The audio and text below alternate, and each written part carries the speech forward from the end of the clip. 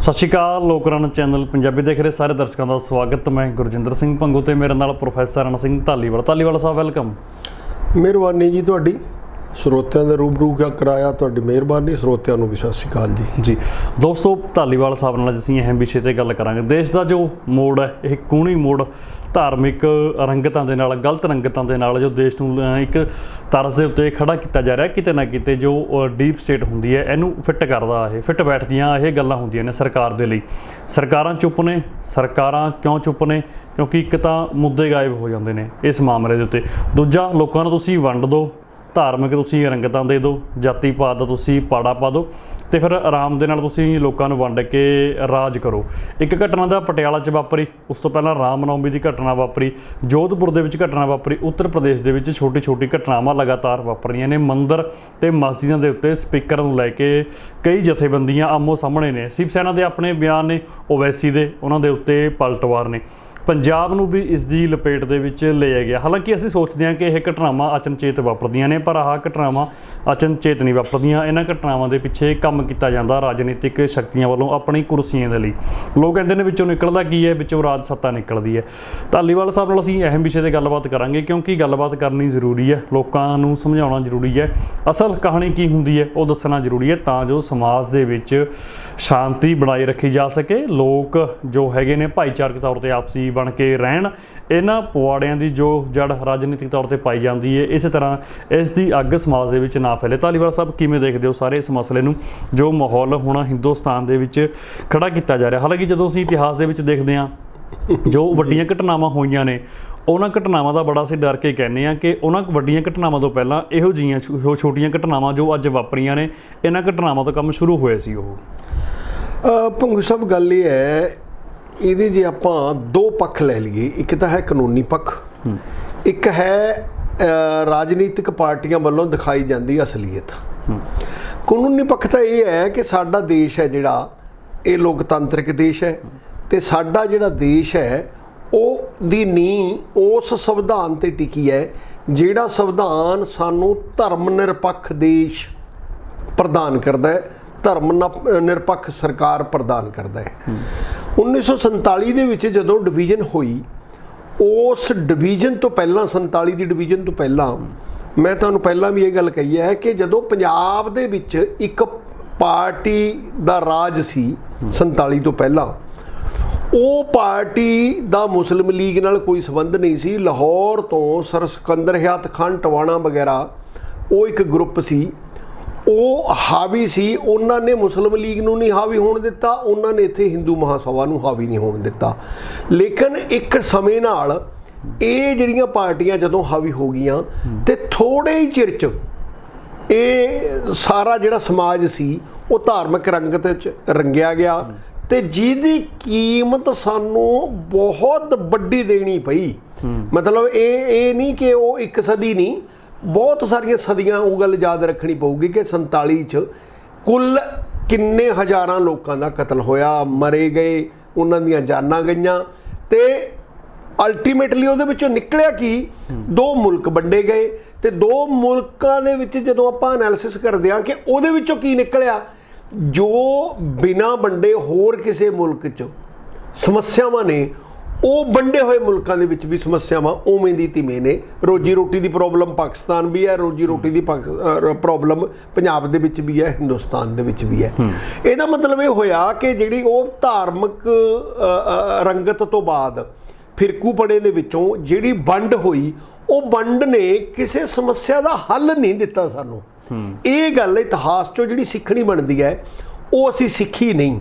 ਇਸ ਕਰਕੇ ਸਾਡੇ ਸੰਵਿਧਾਨ ਘਾੜਿਆਂ ਨੇ, ਪਾਕਿਸਤਾਨ ਭਾਵੇਂ ਇੱਕ ਕਿਸੇ ਧਰਮ ਦਾ ਰਾਜ ਬਣਿਆ, ਉਸ ਧਰਮ ਨਾਲ ਸੰਬੰਧਿਤ ਇੱਕ ਤੋਂ ਵੱਧ ਰਾਜ ਨੇ ਦੁਨੀਆ ਦੇ ਵਿੱਚ, ਤੇ ਉਹਨਾਂ ਰਾਜਾਂ ਦੇ ਵਿੱਚ ਜਾਂ ਉਹਨਾਂ ਦੇਸ਼ਾਂ ਦੇ ਵਿੱਚ ਜਾਂ ਉਹਨਾਂ ਸਰਕਾਰਾਂ ਦੇ ਵਿੱਚ ਵੀ ਸਮੱਸਿਆਵਾਂ ਜਿਉਂ ਦੀ ਤਿਉਂ ਮੂੰਹ ਅੱਡੀ ਖੜੀਆਂ ਨੇ, ਉਹ ਕੋਈ ਹੱਲ ਨਹੀਂ ਦਿੱਤਾ ਉਹਨਾਂ ਨੇ।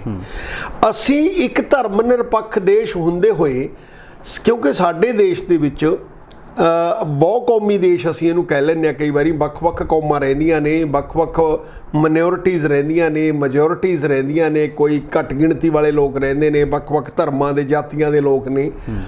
ਉਹਨਾਂ ਨੂੰ ਸਮੂਹੀ ਰੱਖਣ ਲਈ ਸਾਡਾ ਤਾਂ ਸੰਵਿਧਾਨ ਬਹੁਤ ਹੀ ਅੱਛਾ ਬਣਾਇਆ ਗਿਆ, ਪਰੰਤੂ ਜਿਹੜਾ ਸਾਡਾ ਲੋਕਤੰਤਰ ਹੈ ਜਿਹੜਾ ਇਹਦਾ ਆਪਾਂ ਅਸਲੀ ਚਿਹਰਾ ਜਦੋਂ ਦੇਖਦੇ ਹਾਂ, ਲੋਕਤੰਤਰ ਦੇ ਵਿੱਚ ਰਾਜਨੀਤਿਕ ਪਾਰਟੀਆਂ ਨੇ ਵੋਟਾਂ ਨਾਲ ਜਿੱਤਣਾ ਹੁੰਦਾ ਹੈ। ਉਹ ਸਮੇਂ-ਸਮੇਂ ਤੇ ਆਪਣੀ ਇਸ ਤਰ੍ਹਾਂ ਦੀ ਨੀਤੀ ਘੜਦੇ ਨੇ, ਕਈ ਵਾਰੀ ਘੱਟ ਗਿਣਤੀ ਨੂੰ ਵੱਧ ਗਿਣਤੀਆਂ ਤੋਂ ਡਰਾਉਂਦੇ ਨੇ, ਕਈ ਵਾਰੀ ਵੱਧ ਗਿਣਤੀ ਕੌਮਾਂ ਨੂੰ ਘੱਟ ਗਿਣਤੀ ਕੌਮਾਂ ਦਾ ਡਰ ਦਿੰਦੇ ਨੇ। ਸਾਡੇ ਮੁਲਕ ਦੇ ਵਿੱਚ ਜਿਹੜਾ ਹੁਣ ਨਵਾਂ ਮਾਹੌਲ ਬਣਿਆ, ਉਸ ਦੇ ਵਿੱਚ ਕੁਛ ਇੱਕ ਜਿਹੜੀ ਫਿਰਕਾਵਾਰਾਨਾ ਪਾਰਟੀਆਂ ਨੇ ਜਾਂ ਜਿਹੜੀਆਂ ਫਿਰਕੂ ਸੋਚ 'ਤੇ ਖੜੀਆਂ ਨੇ ਪਾਰਟੀਆਂ, ਉਹਨਾਂ ਦਾ ਇੱਕੋ ਹੀ ਨਾਅਰਾ ਹੈ। ਉਹਨਾਂ ਨੇ ਇਸ ਤਰ੍ਹਾਂ ਦੇ ਨਾਅਰੇ ਦੇਣੇ ਨੇ ਜਿਹੜੀ ਕਿਸੇ ਇੱਕ ਕਮਿਊਨਿਟੀ ਨੂੰ ਇਹ ਲੱਗੇ ਕਿ ਸਾਨੂੰ ਥ੍ਰੈਟ ਹੈ। ਉਹ ਥ੍ਰੈਟ ਦੇ ਵਿੱਚੋਂ ਉੱਥੇ ਉਹ ਕਮਿਊਨਿਟੀ ਦੇ ਲੋਕ ਵੀ ਇੱਦਾਂ ਦੇ ਹੈਗੇ ਨੇ, ਜਿਵੇਂ ਤੁਸੀਂ ਗੱਲ ਕਰਦੇ ਹੋ, ਕੁਛ ਨੇਤਾ ਉੱਥੇ ਵੀ ਇੱਦਾਂ ਦੇ ਹੈਗੇ ਨੇ ਜਿਹੜੇ ਕਾਊਂਟਰ ਅਟੈਕ ਕਰਦੇ ਨੇ, ਅਤੇ ਉਹ ਕਾਊਂਟਰ ਅਟੈਕ ਦੇ ਵਿੱਚੋਂ ਇਹੋ ਜਿਹੇ ਬਿਆਨ ਦਿੰਦੇ ਨੇ ਕਿ ਦੋਨਾਂ ਜਿਹੜੀਆਂ ਜਾਂ ਤਿੰਨਾਂ ਜਾਂ ਇੱਕ ਤੋਂ ਵੱਧ ਜਾਤਾਂ ਕੌਮਾਂ ਦੇ ਵਿੱਚ ਜਦੋਂ ਭਾਵਨਾਤਮਕ ਤੌਰ 'ਤੇ ਉਹਨਾਂ ਦੀ ਵੰਡ ਹੁੰਦੀ ਹੈ ਤਾਂ ਇੱਕ ਧੜਾ ਵੋਟਾਂ ਦੇ ਇੱਧਰ ਚਲਾ ਜਾਂਦਾ ਹੈ ਅਤੇ ਦੂਜਾ ਧੜਾ ਦੂਜੇ ਪਾਸੇ ਚਲਾ ਜਾਂਦਾ ਹੈ। ਦੋਨੋਂ ਪਾਰਟੀਆਂ ਨੂੰ ਬਿਨਾਂ ਕੋਈ ਮਿਹਨਤ ਕੀਤੇ ਇੱਕ ਵੱਡਾ ਚੰਕ ਵੋਟਾਂ ਦਾ ਬਣਿਆ ਬਣਾਇਆ ਮਿਲ ਜਾਂਦਾ ਹੈ। ਇਸ ਤਰ੍ਹਾਂ ਦੀ ਉਹ ਰਾਜਨੀਤੀ ਰਚਦੇ ਨੇ। ਹੁਣ ਜਦੋਂ ਆਪਾਂ ਦੇਖਦੇ ਹਾਂ ਕਿ ਪਿਛਲੇ ਸਮੇਂ ਦੇ ਵਿੱਚ ਇਸ ਤਰ੍ਹਾਂ ਦੀ ਰਾਜਨੀਤੀ ਰਚੀ ਗਈ, ਇਸ ਮੁੱਦੇ ਨੂੰ ਹਵਾ ਦੇਣ ਲਈ ਜਿਹੜੀ ਹਿੰਦੂ ਮਹਾਸਭਾ ਦੇ ਨਾਂ ਥੱਲੇ ਇੱਕ ਪਾਰਟੀ ਬਣੀ ਕਿਸੇ ਜ਼ਮਾਨੇ 'ਚ 47 ਵੇਲੇ ਕਿਤੇ, ਜਿਹਦਾ ਨੇਤਾ ਕਹਿ ਲਓ ਜਾਂ ਉਹਨਾਂ ਦਾ ਪਾਰਟੀ ਦਾ ਕਾਰਕੁਨ ਕਹਿ ਲਓ ਨੱਥੂ ਰਾਮ ਗੌਂਡਸਾ ਸੀ, ਜਦੋਂ ਕਿ ਕਾਂਗਰਸ ਦਾ ਸਟੈਂਡ ਇਹ ਸੀ ਕਿ ਹਿੰਦੂ ਮੁਸਲਿਮ ਇਕੱਠੇ ਰਹਿਣਗੇ, ਔਰ ਉਸ ਬਹਿਣ ਦੇ ਵਿੱਚ, ਉਹ ਧਾਰਾ ਦੇ ਬਹਿਣ ਦੇ ਵਿੱਚ ਸਿੱਖ ਭਰਾਵਾਂ ਨੇ, ਪੰਜਾਬ ਦੇ ਜਿਹੜੇ ਸਿੱਖ ਸੀ, ਉਹਨਾਂ ਨੇ ਫੈਸਲਾ ਕੀਤਾ ਕਿ ਨਹੀਂ, ਅਸੀਂ ਤਾਂ ਹਿੰਦੁਸਤਾਨ ਨਾਲ ਇਕੱਠੇ ਰਹਿ ਕੇ ਖੁਸ਼ ਹਾਂ। ਹਾਲਾਂਕਿ ਉਹ ਘੱਟ ਗਿਣਤੀ ਸੀ। ਜਦੋਂ ਤਾਂ ਦੇਖਦੇ ਇਸ ਐਂਗਲ ਤੋਂ ਇਹਨੂੰ ਮਨੁੱਖਤਾ ਦੇ ਨਾਤੇ ਫਿਰ ਇਹ ਬਹੁਤ ਵਧੀਆ ਫੈਸਲਾ ਸੀ, ਪਰੰਤੂ ਜਦੋਂ ਇਤਿਹਾਸ 'ਚ ਬਾਰ-ਬਾਰ ਇੱਦਾਂ ਦੀ ਲੜਾਈ ਹੋਣੀ ਹੈ, ਫਿਰ ਇਹਦਾ ਮੁਲਾਂਕਣ ਕਰਦੇ ਕੁਛ ਲੋਕ, ਕੁਛ ਚਿੰਤਕ ਇਹ ਵੀ ਕਹਿਣਗੇ ਕਿ ਨਹੀਂ, ਇਹ ਗਲਤ ਫੈਸਲਾ ਸੀ, ਸਾਨੂੰ ਉਸੇ ਸਮੇਂ ਵੱਖ ਕੌਮ ਦੇ ਤੌਰ 'ਤੇ ਵੱਖ ਦੇਸ਼ ਲੈ ਲੈਣਾ ਚਾਹੀਦਾ ਸੀ, ਕਿਉਂਕਿ ਪੰਜਾਬ ਪਹਿਲਾਂ ਹੀ ਇੱਕ ਵੱਖ ਦੇਸ਼ ਸੀ। ਉਹ ਦੇਸ਼ ਦੀ ਉਹਨੂੰ ਪੁਨਰ ਜੀਵਿਤ ਕਰਕੇ ਉਹਦੇ ਮੁਤਾਬਕ ਸਾਡਾ ਰਾਜਨੀਤਿਕ ਢਾਂਚਾ ਚੱਲਣਾ ਚਾਹੀਦਾ ਸੀ। ਹਾਲਾਂਕਿ ਮੈਂ ਫਿਰ ਕਹਿਣਾ ਕਿ ਜੇ ਉਸ ਤਰ੍ਹਾਂ ਹੁੰਦਾ ਤਾਂ ਵੀ ਸਮੱਸਿਆਵਾਂ ਰਹਿਣੀਆਂ ਸੀ, ਜੇ ਹੁਣ ਵੀ ਸਮੱਸਿਆਵਾਂ ਨੇ। ਹੁਣ ਇਹਦਾ ਅਸਲ ਕਾਰਨ ਇਹ ਹੋਇਆ ਕਿ ਸਾਡੀਆਂ ਰਾਜਨੀਤਿਕ ਪਾਰਟੀਆਂ ਅਸਲ ਸਮੱਸਿਆਵਾਂ ਦਾ ਹੱਲ ਲੱਭਣ ਦੇ ਵਿੱਚ ਜਦੋਂ ਨਾਕਾਮ ਹੋ ਜਾਂਦੀਆਂ ਨੇ, ਫੇਲ ਹੋ ਜਾਂਦੀਆਂ ਨੇ, ਉਦੋਂ ਉਹਨਾਂ ਨੂੰ ਲੱਗਦਾ ਹੈ ਕਿ ਹੁਣ ਬਚਾਓ ਲਈ ਕੀ ਕਰੀਏ। ਉਹ ਬਚਾਓ ਲਈ, ਜਿਹਨੂੰ ਆਪਾਂ ਅੰਗਰੇਜ਼ੀ 'ਚ ਆਰਟੀਫਿਸ਼ਲ ਕਹਿੰਦੇ ਹਾਂ ਅਤੇ ਪੰਜਾਬੀ 'ਚ ਆਪਾਂ ਉਹਨਾਂ ਨੂੰ ਕਹੀਏ ਵੀ ਇੱਕ ਨਕਲੀ, ਜਿਹੜੇ ਅਸਲੀਅਤ ਦੇ ਨੇੜੇ ਤੇੜੇ ਨਹੀਂ, ਸਮੱਸਿਆ ਦਾ ਹੱਲ ਨਹੀਂ ਦਿੰਦੇ, ਉਹ ਮੁੱਦੇ ਖੜੇ ਕਰ ਦਿੰਦੇ ਨੇ, ਜਿਹੜੇ ਮੁੱਦੇ ਭਾਵਨਾਵਾਂ ਨਾਲ ਜੁੜੇ ਹੁੰਦੇ ਨੇ, ਅਤੇ ਭਾਵਨਾਵਾਂ ਨਾਲ ਜਿਹੜੀਆਂ ਮਨੁੱਖੀ ਭਾਵਨਾਵਾਂ ਨੇ ਜਿਹੜੀਆਂ, ਇਹਨਾਂ ਨਾਲ ਖੇਡਣਾ ਬਹੁਤ ਸੌਖਾ ਹੈ।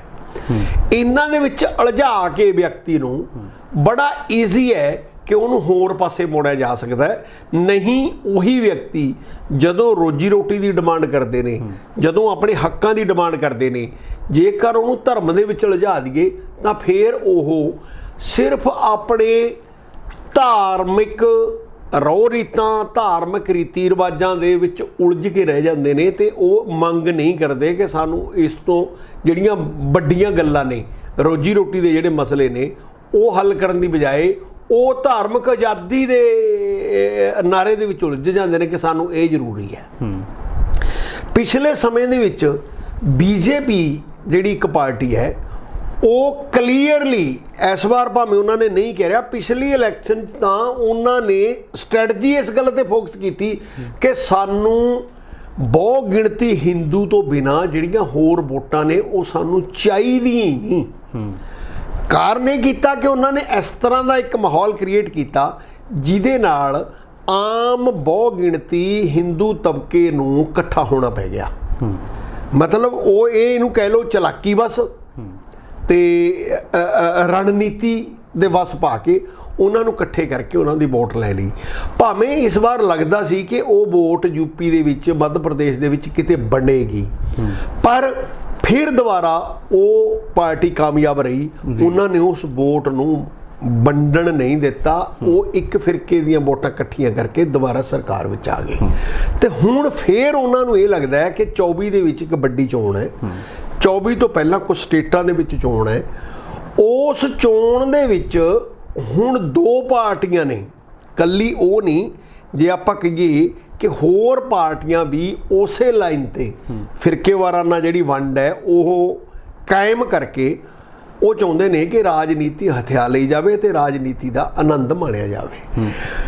ਇਹ ਮੈਂ ਇਹ ਕਹੂੰਗਾ ਕਿ ਇਸ ਦੇ ਵਿੱਚ ਰਾਜਨੀਤਿਕ ਬੰਦੇ ਨੇ ਜਿਹੜੇ ਉਹ ਆਪਣੇ ਨਿੱਜੀ ਸਵਾਰਥ ਦੇਖਦੇ ਹੋਏ ਜਿਹੜੇ ਅਮੀਰ ਕਾਰਪੋਰੇਟ ਨੇ ਉਹਨਾਂ ਦੇ ਹੱਥਾਂ 'ਚ ਨੱਚਦੇ ਨੇ, ਉਹ ਇਹਨਾਂ ਨੂੰ ਵਿੱਤੀ ਸਾਧਨ ਦੇ ਦਿੰਦੇ ਨੇ ਤੇ ਐਦਾਂ ਦਾ ਮਾਹੌਲ ਸਰਕਾਰਾਂ ਆਪ ਕਾਇਮ ਕਰ ਦਿੰਦੀਆਂ ਨੇ ਤੇ ਉਹਦੇ ਬਲਬੂਤੇ ਸਰਕਾਰ ਬਣ ਜਾਂਦੀ ਹੈ।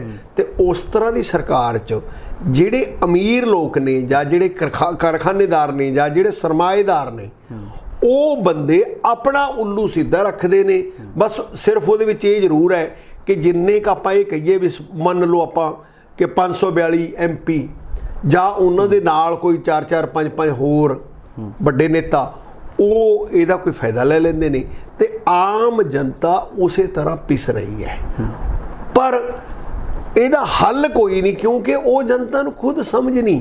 ਜਿਹੜਾ ਬੰਦਾ ਦੁਖੀ ਹੈ, ਜਿਹੜੇ ਬੰਦੇ ਨੂੰ ਲੁੱਟਿਆ ਜਾ ਰਿਹਾ ਹੈ, ਉਹਦੀ ਮੱਤ ਤੇ ਐਸਾ ਪੜਦਾ ਪਿਆ ਹੈ ਕਿ ਉਹਨੂੰ ਸਮਝ ਨਹੀਂ ਆ ਰਹੀ ਵੀ ਮੇਰੀ ਲੁੱਟ ਹੋ ਰਹੀ ਹੈ ਜਾਂ ਮੇਰੇ ਹੱਕ ਕੀ ਨੇ। ਅਸਲ ਵਿੱਚ ਅਸਲ ਹੱਕ ਮੰਗਣ ਦੀ ਬਜਾਏ ਉਹ ਧਾਰਮਿਕ ਹੱਕਾਂ ਦੇ ਜਿਹੜੇ ਝੂਠੇ ਅਡੰਬਰ ਨੇ ਉਹ 'ਚ ਫਸ ਕੇ ਆਪਣੀ ਲੜਾਈ ਲੜੀ ਜਾਂਦਾ ਹੈ। ਹੁਣ ਰਾਜਨੀਤਿਕ ਪਾਰਟੀਆਂ ਨੇ, ਜੇ ਆਪਾਂ ਕਰੰਟ ਦੇ ਵਿੱਚ ਦੇਖੀਏ, ਤੁਸੀਂ ਪੱਤਰਕਾਰ ਹੋ, ਤੁਸੀਂ ਦੇਖਿਆ ਹੋਏਗਾ ਕਿ ਪਟਿਆਲਾ ਦੇ ਵਿੱਚ ਜਿਹੜੀ ਘਟਨਾ ਹੋਈ, ਭਾਵੇਂ ਕੁਝ ਲੋਕਾਂ ਨੇ ਬਿਆਨ ਵੀ ਦਿੱਤੇ ਨੇ ਕਿ ਇਹ ਘਟਨਾ ਸਿਰਫ ਦੋ ਜਥੇਬੰਦੀਆਂ ਦੇ ਵਿੱਚ ਸੀ, ਪਰੰਤੂ ਕੋਸ਼ਿਸ਼ ਕੀਤੀ ਗਈ ਕਿ ਇਹ ਘਟਨਾ ਦਾ ਜਿਹੜਾ ਪ੍ਰਭਾਵ ਹੈ ਉਹ ਦੋ ਫਿਰਕਿਆਂ ਤੇ ਆ ਜੇ, ਦੋ ਗੁੱਟਾਂ ਦੀ ਬਜਾਏ ਦੋ ਫਿਰਕਿਆਂ ਤੇ ਆ ਜੇ, ਜੋ ਪੰਜਾਬ ਦੇ ਲੋਕਾਂ ਨੇ ਪੂਰੀ ਤਰ੍ਹਾਂ ਰੱਦ ਕਰ ਦਿੱਤਾ। ਪੰਜਾਬ ਦੇ ਲੋਕ ਉਸ ਫਿਰਕਾਵਾਰਾਨਾ ਜਿਹੜੀ ਵੰਡ ਸੀ ਉਹਦਾ ਸ਼ਿਕਾਰ ਨਹੀਂ ਹੋਏ। ਮੈਂ ਪੰਜਾਬ ਦੇ ਲੋਕਾਂ ਨੂੰ ਇਸ ਗੱਲ ਦੀ ਵਧਾਈ ਵੀ ਦਿੰਦਾ। ਪੰਜਾਬੀ ਪਹਿਲਾਂ ਵੀ ਇਸ ਗੱਲ ਤੋਂ, ਜਦੋਂ ਅੱਤਵਾਦ ਦਾ ਸਮਾਂ ਰਿਹਾ ਉਦੋਂ ਵੀ ਉਸ ਤਰ੍ਹਾਂ ਫਿਰਕੇਵਾਰਾਨਾ ਵੰਡ ਦੇ ਵਿੱਚ ਉਸ ਚੱਕਰ 'ਚ ਨਹੀਂ ਫਸੇ, ਪਰੰਤੂ ਯਤਨ ਹੋਇਆ ਬਹੁਤ ਪੂਰਾ ਕਿ ਇਸ ਦੇ ਵਿੱਚ ਜੇਕਰ ਉਹ ਫਸ ਜਾਣ, ਅਤੇ ਹਾਲੇ ਵੀ ਉਹ ਯਤਨ ਚੱਲ ਰਿਹਾ ਹੈ। ਔਰ ਉਹਦੇ ਵਿੱਚ ਕਮਾਲ ਦੀ ਗੱਲ ਇਹ ਹੈ ਕਿ ਜੋ ਕੁਝ ਸਾਬਤ ਹੋਇਆ ਹੈ ਉਹ ਦੋਨਾਂ ਪਾਰਟੀਆਂ ਨੂੰ, ਜਿਹੜੀਆਂ ਕੇਂਦਰ ਦੇ ਵਿੱਚ ਸੱਤਾ 'ਚ ਹੈ, ਇੱਕ ਪਹਿਲਾਂ ਪੰਜਾਬ 'ਚ ਸੱਤਾ ਸੀ, ਪਹਿਲਾਂ ਉਹਨਾਂ ਦਾ ਸਮਝੌਤਾ ਸੀ, ਦੋਨਾਂ ਨੂੰ ਸੂਟ ਕਰਦਾ ਹੈ। ਜਿਵੇਂ ਅਸੀਂ ਓਵੈਸੀ ਤੇ ਬੀਜੇਪੀ ਦੀ ਗੱਲ ਕਰਦੇ ਹਾਂ ਨਾ, ਇਹ ਜਿਹੜੀ ਫਿਰਕੇਵਾਰਾਨਾ ਵੰਡ ਹੈ ਇਹ ਦੋਨਾਂ ਨੂੰ ਸੂਟ ਕਰਦੀ ਹੈ। ਭਾਵੇਂ ਹਾਲਾਂਕਿ ਮੂੰਹ ਤੇ ਦੋਨੇ ਕਹਿਣਗੇ ਕਿ ਅਸੀਂ ਇਹਦੇ ਵਿਰੁੱਧ ਹਾਂ, ਪਰ ਉਹ ਤੁਸੀਂ ਲੋਕ ਸਭਾ ਦੇ ਵਿੱਚ ਵੀ ਬੜੀਆਂ ਸਪੀਚਾਂ ਸੁਣੀਆਂ ਹੋਣਗੀਆਂ, ਜਿਹੜੇ ਲੋਕ ਵਿਰੋਧ ਕਰਦੇ ਨੇ, ਚਾਹੇ ਉਹ ਕਾਂਗਰਸ ਦੇ ਵੀ ਹੋਣ, ਭਾਵੇਂ ਉਹ ਇਸ ਗੱਲ ਦੀ ਵਿਰੋਧ ਕਰਨ, ਪਰ ਕਿਤੇ ਨਾ ਕਿਤੇ ਉਹ ਵੀ ਇਸ ਚੀਜ਼ ਦਾ ਫਾਇਦਾ ਲੈਣ ਵਿੱਚ ਕਾਮਯਾਬ ਰਹਿੰਦੇ ਨੇ। ਜਦੋਂ ਮੌਕਾ ਮਿਲਦਾ ਫਾਇਦਾ ਲੈਂਦੇ ਨੇ।